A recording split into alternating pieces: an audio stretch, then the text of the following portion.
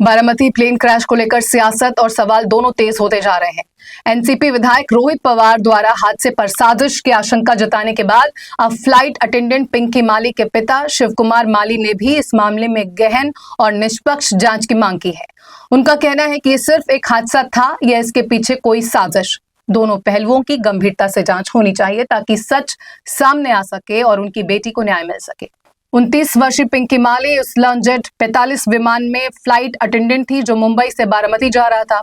इस भीषण हादसे में कुल 5 लोगों की मौत हुई थी, जिनमें महाराष्ट्र के पूर्व डिप्टी सीएम अजित पवार, उनके personal security officer Vidip Jadhav, pilot Sumit Kapoor, को पायलट शांभवी पाठक और पिंकी माली शामिल थे।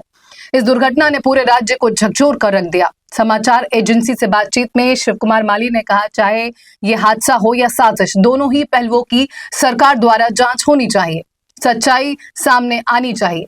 मेरे मन में जो सवाल और आशंकाएं हैं उनके जवाब मिलने ही चाहिए। मेरी बेटी को न्याय मिलना चाहिए।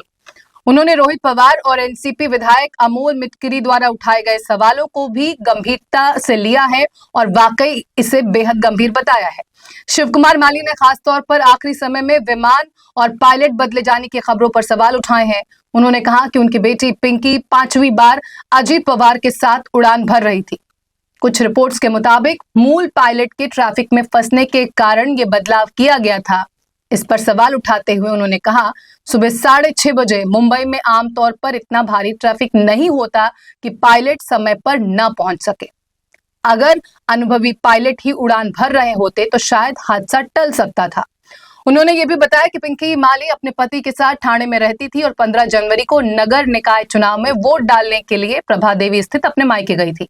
परिवार अभी भी इस सदमे से उबर नहीं पाया है।